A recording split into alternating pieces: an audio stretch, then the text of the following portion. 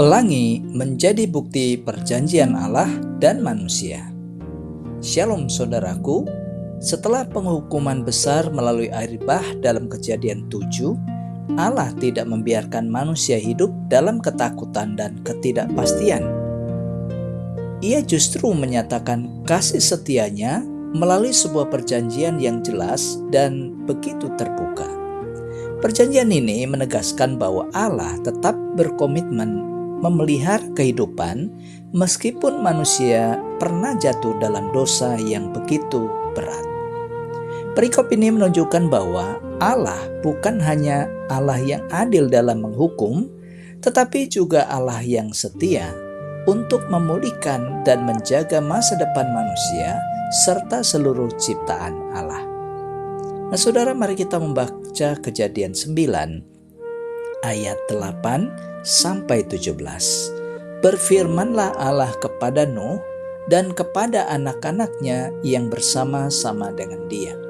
Sesungguhnya aku mengadakan perjanjianku dengan kamu dan dengan keturunanmu, dan dengan segala makhluk hidup yang bersama-sama dengan kamu, burung-burung, ternak, dan binatang-binatang liar di bumi yang bersama-sama dengan kamu. Segala yang keluar dari batra itu, segala binatang di bumi.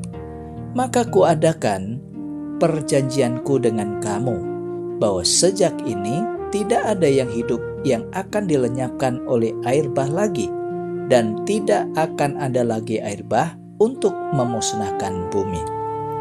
Dan Allah berfirman, inilah tanda perjanjian yang kuadakan antara aku dan kamu, serta segala makhluk yang hidup, yang bersama-sama dengan kamu, turun-temurun untuk selama-lamanya. Busurku kutaruh di awan, supaya itu menjadi tanda perjanjian antara aku dan bumi. Apabila kemudian kudatangkan awan di atas bumi, dan busur itu tampak di awan, maka aku akan mengingat perjanjianku yang telah ada antara aku dan kamu, serta segala makhluk yang hidup, segala yang bernyawa, sehingga segenap air tidak lagi menjadi air bah untuk memusnahkan segala yang hidup.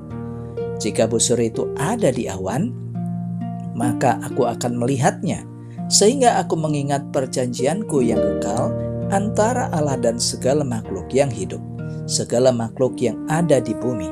Berfirmanlah Allah kepada Nuh, inilah tanda perjanjian yang kuadakan antara aku dan segala makhluk yang ada di bumi. Nah, saudara, 3 kebenaran sejati yang ada dalam bagian firman Tuhan ini.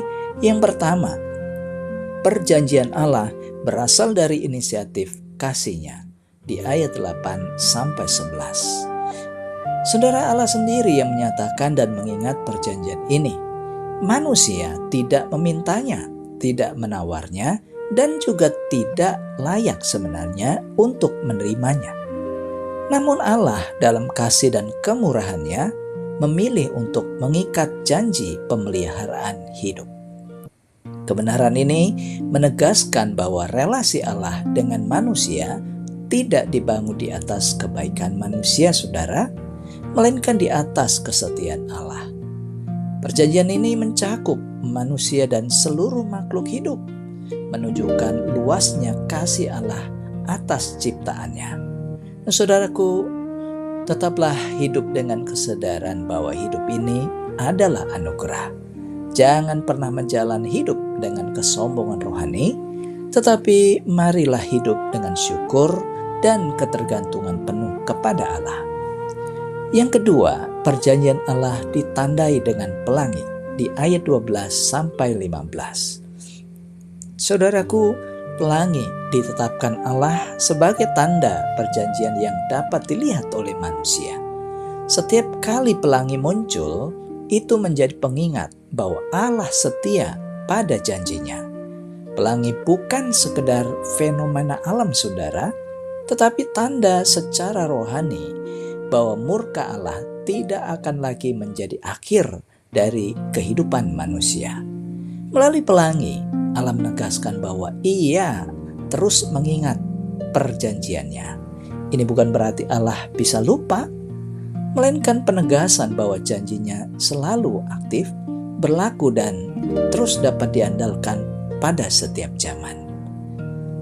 Dari bagian ini kita melihat bahwa saat menghadapi masa sulit, ingatlah janji Tuhan. Biarkan firman dan kesetiaan Allah menjadi dasar pengharapan saudara, bukan keadaan atau perasaan semata.